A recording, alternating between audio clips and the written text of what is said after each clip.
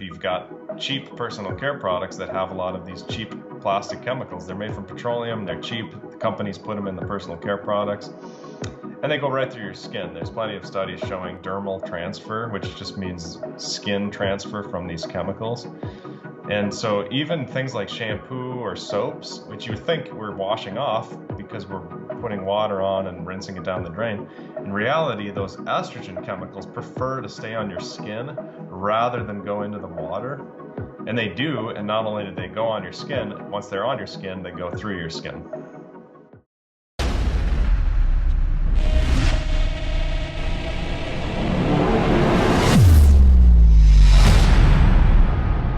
Hey guys, today our guest is Dr. Anthony J. Dr. Anthony J has a Ph.D. in biochemistry and researches stem cells and epigenetics at the Mayo Clinic in Rochester, Minnesota. He is also the president of AJ Consulting Company, which provides personalized diet, sleep, and training programs based on DNA. Anthony has a gift for simplifying even the most complex cutting-edge health science research, making it relevant to everyone. Anthony is also the author of a best-selling book on artificial estrogen chemicals called Estrogeneration that is influencing international laws regarding plastic use and disposal. I'm very excited to invite Dr. Anthony J to the show. Thanks, Jay, for coming to the show. Thanks for having me. Jay, before we go into the questions, can you share where can people connect with you? Yeah, my favorite place is Instagram, Anthony GJ on Instagram. Awesome. Very simple. Thank you, Jay. Jay, my first question is that what happens if we disrupt the delicate balance between estrogen and testosterone? Yeah, there's definitely a delicate balance, and it's good to have higher testosterone. Higher estrogen is fine too, as long as it's natural estrogen, not artificial estrogen. But most people in our modern society have gotten lower and lower and lower in testosterone and generally higher in estrogen. And that ratio is really important. You know, it's like this ratio between omega-3 and omega-6 fatty acids. That's become a problem, different topic, but nevertheless a problem. And that's what we see with the testosterone estrogen ratio. So again, you want higher testosterone. There's a lot of benefits to that. And higher estrogen, to be honest, but again, only the natural estrogen, not the artificial estrogen. Jay, can you explain why plastics are dangerous? Yeah, plastics are problematic because they have these estrogen chemicals that throw off your natural hormone balance. So plastics generally contain either BPA or some similar version of another bisphenol, like bisphenol S or bisphenol F or some other version. And again, those act like estrogen in our bodies. That's why they're problematic. That's why they're harmful. Or if they don't contain BPA, or again, some other bisphenol, they contain phthalates, which are also problematic for our health. I mean, honestly, they're just as bad as BPAs. So even if the plastic says BPA free on the label, it's just as problematic for your health. It's just as bad for you. Jay, many people buy water bottles that are kept under sun for a long time. Can you talk about that? Yeah, keeping a plastic water bottle in the sunshine, it increases the amount of leaching in the bottle. So you end up with basically just more artificial estrogen in your water. There's a couple things. Oil increases the transfer of artificial estrogen. So the more oily something is, the more estrogen you get in there if it's plastic. Heat does as well, and so does ultraviolet, by the way. So heat and ultraviolet increase the transfer of estrogens into water or into oil. And then the other thing is just time, how long something sits in there. That also increases the transfer of estrogens. So anytime you're sitting water in plastic for a long time or oils in plastic for a long time, and then again, when you're microwaving or heating it up, it's even worse. If it's oil, it's even worse. Jay, can you talk more about heating things in microwave oven? Yeah, I mean, it's a problem because most people are doing it with plastic containers, Tupperware things, any kind of plastic coating that literally touches the food. Liquids are the worst, of course, because liquids transfer estrogens a lot faster than solids. So if something is solid, it's not as big of a deal. Like if you had rice in a plastic container, there's not a lot of surface area that's going to transfer into estrogens into the rice. But if you've got a bowl of soup or any other liquid in a plastic container, now again, because plastics are so problematic, I try and just avoid them in general, and I just get glass, and then I don't have to worry about it. Those glass containers are a lot better. Uh, and they're reusable, so they're better for the environment. And there's always the environmental component, because when you throw these plastics out, which everybody's doing at some point, a lot of them end up in the oceans, they end up in the environments, and those same chemicals that are harming people are also harming the wildlife. So, it's a lose-lose with the plastics. Jay, you have talked that male frogs are turning into female frogs. Can you talk about that? Yeah, there's our natural estrogen levels for men, it's about 20 nanograms per liter. And for women, it's up to about 200 nanograms per liter, depending on the time of the month. It goes from 20 to 200 in women. So 20 to 200 is the natural range. And there's a chemical called atrazine, and it's the second most used herbicide in North America. It's actually really common in India as well. And uh, when you put 200 nanograms per liter of atrazine in a glass of pure water, if you have frogs in that water, you literally turn a male frog into a female frog. And scientists call this male feminization, where you're lowering the testosterone, you're increasing the estrogen. And again, the natural estrogen isn't going up, it's just this artificial estrogen, in this case atrazine. But there's a lot of other chemicals that also act like estrogen, like these plastic chemicals and things like that. And so they call that male feminization. Awesome. Thank you, Jay. Jay, can you talk about testosterone resistance? Yeah, good question. I mean, a lot of people don't realize there's something called testosterone resistance. Certainly, everybody recognizes insulin resistance. If your blood sugar keeps going up and up, your insulin has to go up, and eventually the insulin doesn't even work because it's so high and your body is just desensitized to it. And the exact same thing happens with these estrogen chemicals because they actually block binding of testosterone to the receptor. So they don't, not only do they lower testosterone, they lower your free testosterone and your total testosterone, but they can also block binding of the testosterone to the receptor and literally cause testosterone resistance. So in other words, even if your levels of testosterone look really good on a blood test, or they're really high, or even not necessarily high, but just okay and average, oftentimes that level of testosterone isn't even having a lot of benefit because you're blocking so much binding to the receptor with these artificial estrogens. Jay, can you talk more about personal care products? Yeah, personal care products are one of the biggest sources of artificial estrogens, I think, besides maybe drinking water, depending on where you live. And people are using them every day, oftentimes 7 or 8 different personal care products every single day. So there's a ton of potential for estrogen transfer if you've got cheap personal care products that have a lot of these cheap plastic chemicals. They're made from petroleum, they're cheap, the companies put them in the personal care products, and they go right through your skin. There's plenty of studies showing dermal transfer, which just means skin transfer from these chemicals. And so even things like shampoo or soaps, which you would think we're washing off because we're putting water on and rinsing it down the drain, in reality, those estrogen chemicals prefer to stay on your skin rather than go into the water. And they do, and not only do they go on your skin, once they're on your skin, they go through your skin. Well, we did not know that, Jay. Thank you for saying that. Jay, what one should be looking at when reading the labels behind the cosmetic products or personal care products? Yeah, I think that's a great question. I think parabens are a big one. There's a lot of personal care products with parabens. There's a lot of personal care products with phthalates, and that's spelled PHTHALATES, phthalates. And again, that's a plastic chemical, which is crazy, but they use it as a cheap filler in personal care products.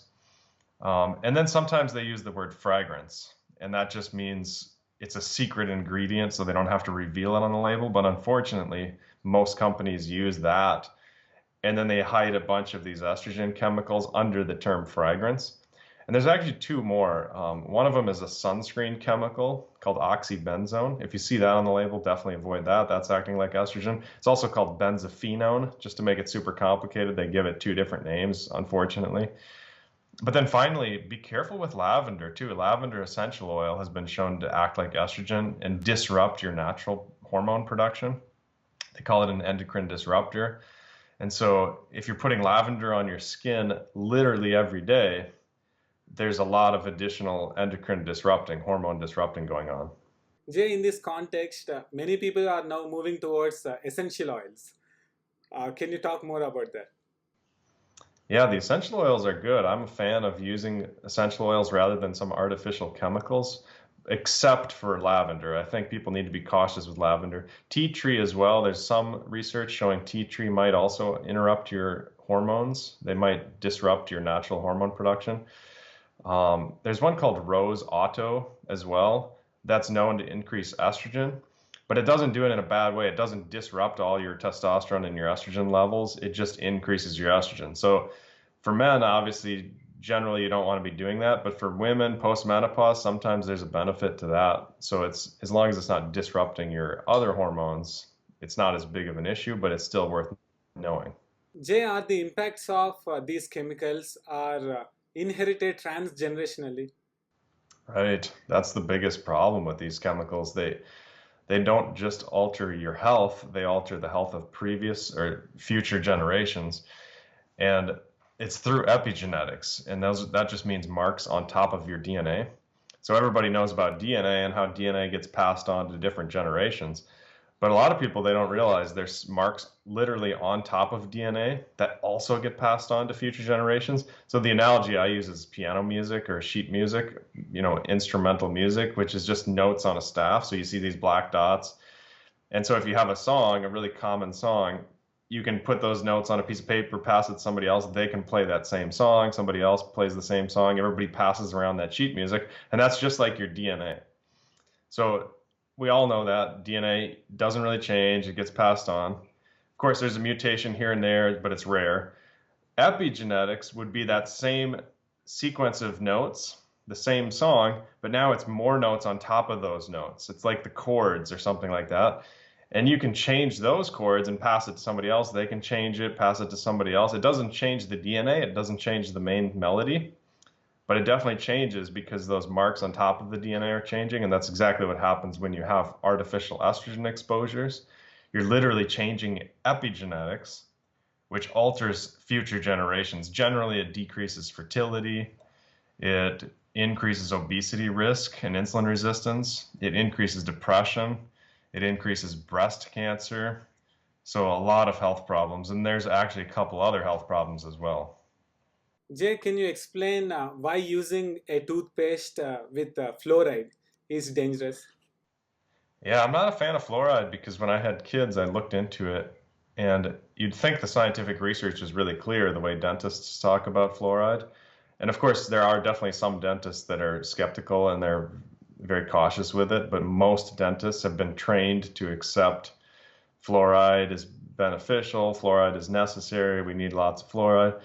But the research is actually really problematic. When I did a lot of research on it, I found they had some studies from the 1980s with cow teeth. They actually took out teeth from cows, put them in acid with fluoride and then acid without fluoride. They had two separate groups of teeth in these acid baths.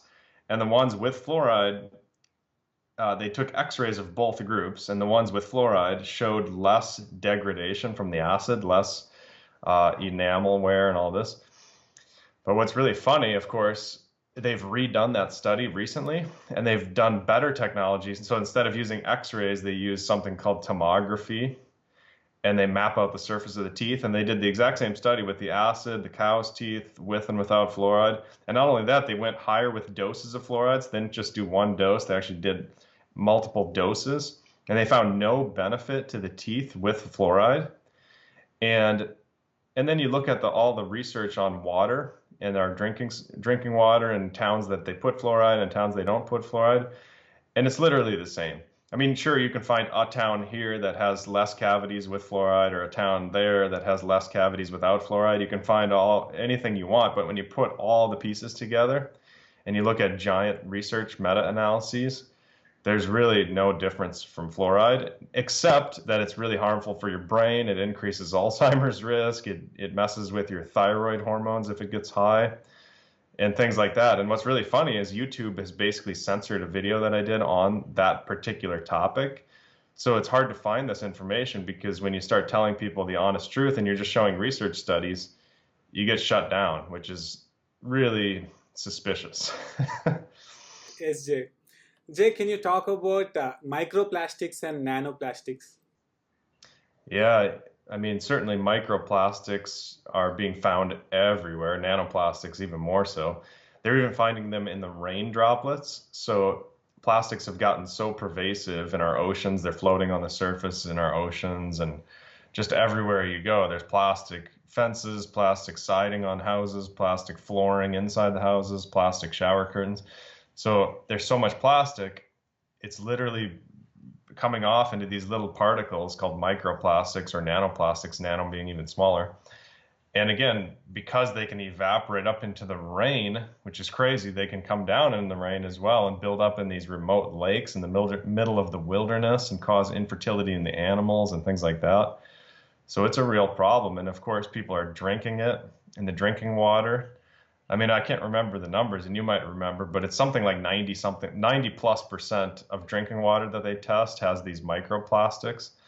And, that doesn't surprise me, of course, but it's another incentive for filtering your drinking water. You really have to filter it. They also find those microplastics in sea salt, by the way, so you want to be careful with the sea salt as well. Jay, what kind of water do you drink? I actually use a reverse osmosis filtration unit. It has a pump on it, so there's no plastic tank. And it's all stainless steel. So it's a really exceptional unit um, because it has 4 chambers. It has a cotton filter just to remove big particles, but it also has activated charcoal, which I think is the most important thing for removing these estrogen chemicals. And then the third stage is reverse osmosis, of course, removes everything else. The fourth stage actually puts minerals back into the water, so it adds back the magnesium and the calcium that is stripped out. So I really like it because it has a pump built into it and then it pumps it right out instead of sitting the water in plastic. Jay, can you talk about the connection between plastic and breast cancer? Yeah, I mean, breast cancer just in the US is up 250% since 1980. In some countries, I'm not familiar with the numbers in India, but there's certain countries where it's up 500% since 1980. I mean, breast cancer has been skyrocketing, and everybody's aware of this. People are passing out pink ribbons and trying to raise awareness of breast cancer here in the United States and talking about how we need to recognize it. But to be honest, that's not helping anything. It just raising awareness isn't really going to solve breast cancer. And what's really ironic is these chemicals are all linked to breast cancer and increasing breast cancer. And most of these cancer societies, these breast cancer societies, they're not doing anything about the chemicals that are actually causing breast cancer. They're not raising awareness of the chemicals. And as soon as you have that awareness, generally you avoid those chemicals. It's not that difficult to do. You filter your drinking water, you get rid of your personal care products, you stop using so many plastics, preferably all the plastics, but it's almost impossible to do these days and things like that. And you can do a huge amount to prevent breast cancer from happening. Jay, you mentioned that feedlot corn-fed beef or any meat are highly estrogenic. Can you talk more about that? Right. Yeah, that's the problem with these feedlots. They feed these animals corn that's been sprayed with atrazine. Also, they oftentimes have mold in the feeds, these grains.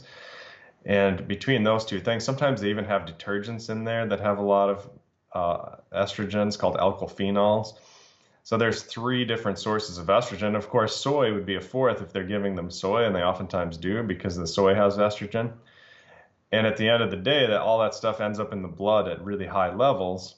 So you generally want to get away from the corn-fed feedlot animals if you can, and look for a farmer, preferably local, and then you can actually know what the kind of farming practice that person has, and look for animals that's just doing what they always do, eating grass, living out, roaming around, that sort of thing, instead of just eating a bunch of artificial chemicals in grains.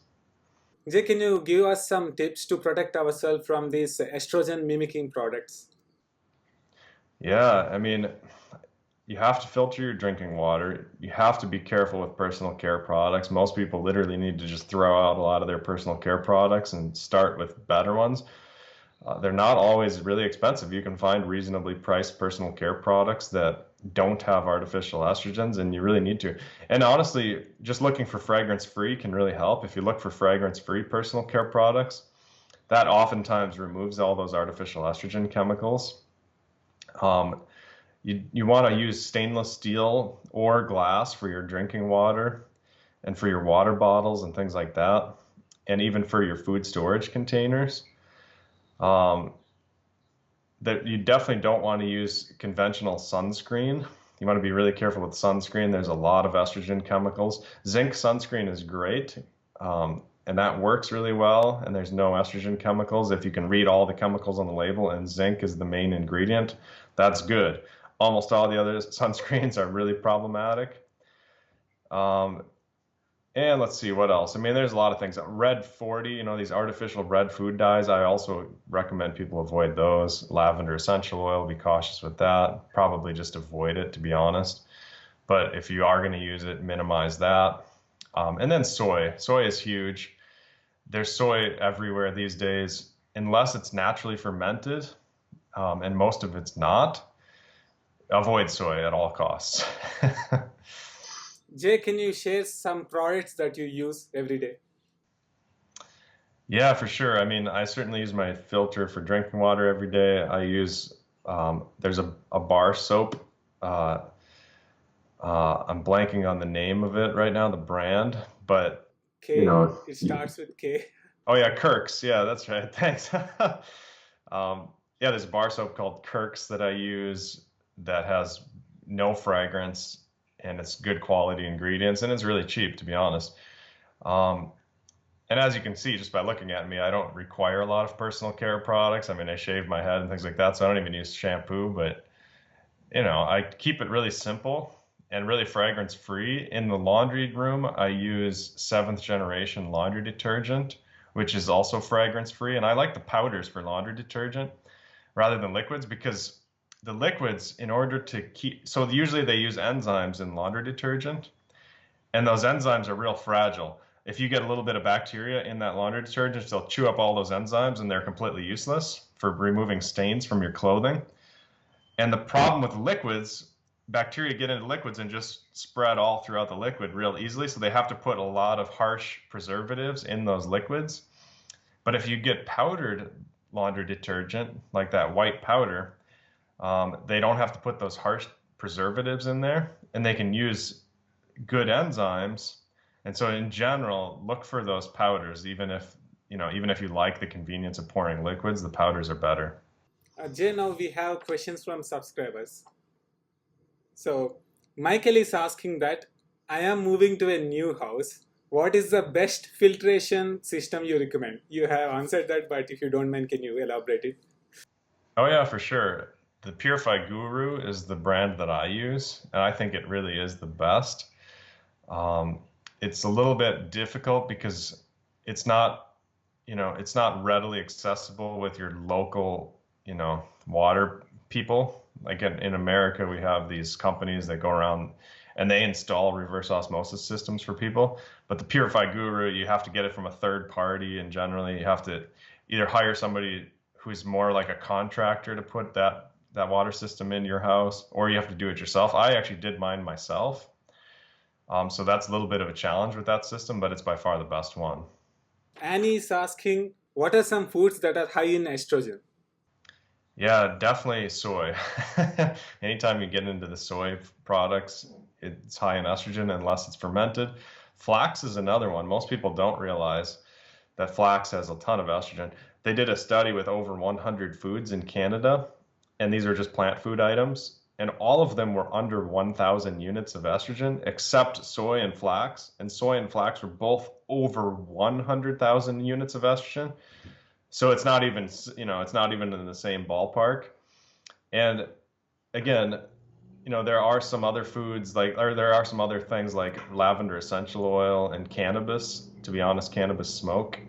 Um, Not necessarily the edibles, but definitely the smoke acts like estrogen, can disrupt your natural hormones. But I think in the commonplace you see with the foods, it's the soy and the flax. Jay, would you like to share a 7-day challenge to our viewers?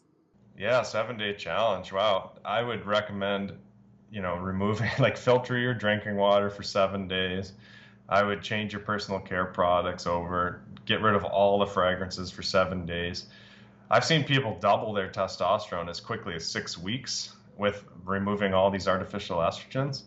And it's actually generally a little bit cheaper because you can kind of simplify your life and it's more sustainable. Again, in the short term, there's a bit of an investment to get rid of all these plastic containers you're storing food and putting things in glass and getting stainless steel water bottles and things like that. But in the long term, because you're not throwing out all these extra plastics, I think it's probably cheaper or at least comparable. Jay, can you once again share where can people connect with you so that they will remember it better? Yeah, I think the best place is Instagram at Anthony Jay is the last name. That's the account that I keep track of the most. Jay, you also do the DNA consulting, right? Oh yeah.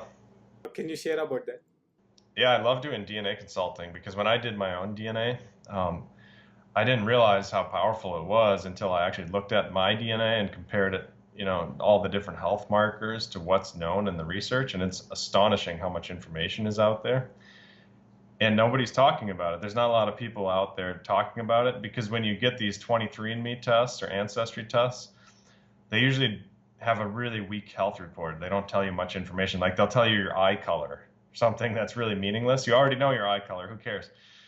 But there's all kinds of super valuable information you can get from your DNA. And that's why I started doing this DNA consulting company because it helps people. And there's a lot of information in terms of your brain, in terms of your diet, your lifespan, your detox, how your body gets rid of these exact chemicals we've been talking about, for example. Some people do a great job with it. Some people it's really poor. And then they're much more susceptible to breast cancer or prostate cancer or other problems from these estrogen chemicals. And then I also even look at sleep genes and how your sleep can be impacted by your genetics. Thank you, Jay. Jay, before we leave the interview, I just want to say that because of you, I changed everything in my house to glass and Right. stainless steel. So I'm very, very grateful to you and your knowledge. Thank you once again for coming to the show. Oh, thanks for having me, and I appreciate your motivation and reading my book all the way from India. Thank you, Jay. Subscribe to BNS Goku, great.